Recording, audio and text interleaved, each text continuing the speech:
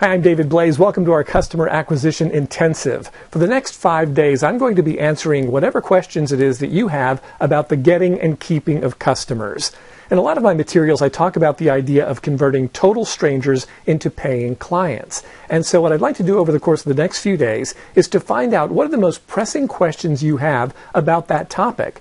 What do you need to do to convert total strangers into paying clients? So I'd like to start with a few of the questions that we've received so far. And if you don't get an answer to the question that you'd like to have answered, be sure to enter it right here on this page, and we'll be sure to get around to answering it for you at some point during this week, okay? So the first question, and this came from Chris Wilson, is how to obtain a high-quality list source with contact names that is not grossly outdated, meaning a purchased list, not the hunting and gathering list that many of us already do to build clientele. So those of you who are familiar with my customer acquisition program know what Chris is referring to when you hear the reference hunting and gathering. When we talk about the 6 steps to customer acquisition, the first step is targeting, deciding which businesses we're going to go after. The second step is hunting and gathering. Who are the people within the organizations that we want to reach out to? And then the third step is first contact. How am I going to initiate that initial contact with a new prospect? So now, Chris is asking about purchased lists. Well, when you purchase a list, essentially what you're doing is you're taking the first and second steps, the targeting and the hunting and gathering, and essentially you're combining them. You're going to an outsourced solution for people who say, hey, we can get this information for you, so it saves a lot of time. So the question is, where do you go? Well, obviously there are a lot of sources that have been around for a long, long time. Places like InfoUSA, SalesGenie, Experian, Hoover's or Dun & Bradstreet, dnb.com. These are some of the places that people go to get lists. Now, one of the common things that I hear is, yeah, you know what, these lists aren't very good. Sometimes the information isn't accurate, all that sort of thing. Well, here's the thing you have to understand. No list is perfect. And that's why the follow-up, the qualification, the segmentation, examining the metrics, and the tweak and repeat are so important. When I talk about the 6 steps to customer acquisition, a lot of people focus on the first 2 steps, the targeting and the hunting and gathering, and then a little bit in terms of the first contact. But you really want to follow it through in order to make sure that the first part of what you're doing is actually working. So if you understand that no list is perfect, what you'll do is you will test small and then roll out big. So for example, let's say you get a certain number of leads from a particular list source, any of the ones that I mentioned or one that you choose yourself. You start out with maybe 25 or 50 initial leads and you initiate contact with them. Now, if you just do some sort of direct mailing or if you just initiate some sort of contact by phone and you drop it there, chances are you're not going to have a lot of success. That's why those 6 steps are so important. After you've done the targeting and the hunting and gathering or gotten that from an outside list, you initiate that first contact. After that first contact has been initiated, whatever it is, whether it's a direct mailing of a random sample or some sort of self-promotion item, or whether it's a catalog mailing, whatever that is, you want to make sure that you follow that up to make sure that they actually got the thing that you sent them.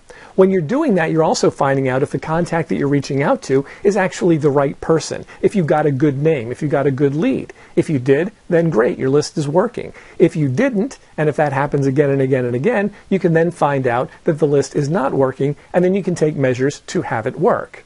Most reputable list brokers will provide replacement names if you get dead-end contacts. So if they give you 100 names and you actually reach out to those people and interact with them and find out that of the 100, 30 of them or 40 of them are not the correct contact anymore, you can go back to that place and say, hey, listen, 30% of these names you gave me are no good. And in that case, they will probably replace those 30 or 40 with another 30 or 40 that you can use, test out, and make sure they actually work.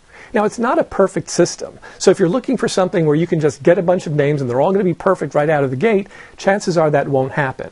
Some are better than others. Some are much better at following up with the people and updating the information more regularly.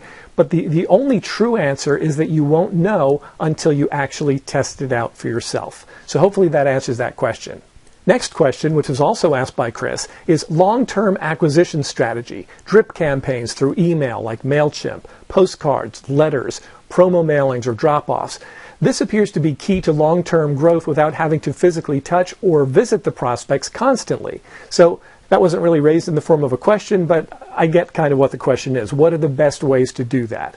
Well, one of the biggest mistakes people make here is dripping out content to unqualified prospects. So you want to make sure that you qualify first, qualify these prospects first, and then only drip to those who actually have an interest. You don't want to get a whole campaign set up. You don't want to be mailing things and making phone calls and sending emails if the person that you're reaching out to is unqualified. So ideally you want to qualify first. Now you can drip to unresponsives. In other words, if you've been reaching out to people and you haven't heard back, you can put out a drip campaign to them, whether it's a series of emails or direct mailings or whatever that is.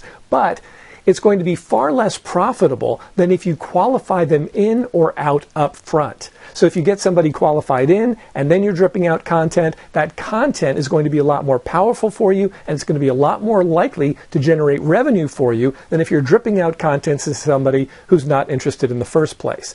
Now, I think sequential autoresponder technology is fantastic for this type of thing. And if you're planning on doing this sort of thing, you want to make sure that you've got some sort of sequential autoresponder technology in place. Now, he had mentioned MailChimp. I'm not sure if MailChimp contains the sequential autoresponder technology. They might have it built in now. I'm not quite sure.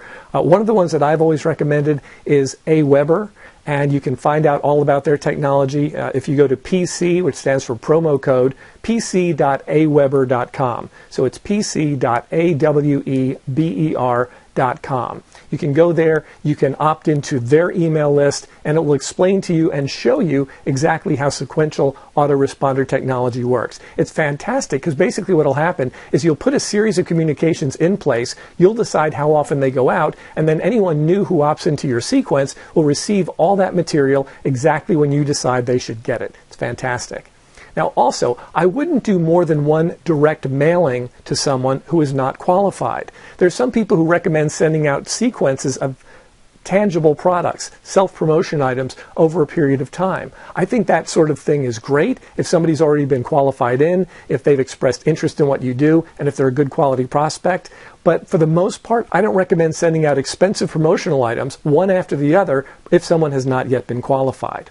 Now, don't get hung up on any one contact, and this is really big. A lot of people, they go after one particular contact again and again and again, and when they don't get them, they get frustrated. Listen, if that's happening to you, that is a screaming indication that you don't have enough qualified leads in your pipeline. And that's what you want to make sure of. If you've got 10, 20, 50, 100 qualified leads in your pipeline, then if one's not getting back to you, you don't care because you have maybe 99 others who might. But if you have one qualified lead in your pipeline and they're not calling you back, that's when you run into trouble. So you want to make sure that you qualify first. Reach out to these people, put them through a quick qualification procedure, finding out what they have coming up, when they have it coming up, and how you can help them. If you can help them, you definitely want to follow up. If you can't, if they're disqualified, if they're unresponsive, you want to move on to the prospects who are willing to invest their time with you. Hope that answers your questions, and I look forward to talking with you in the next video.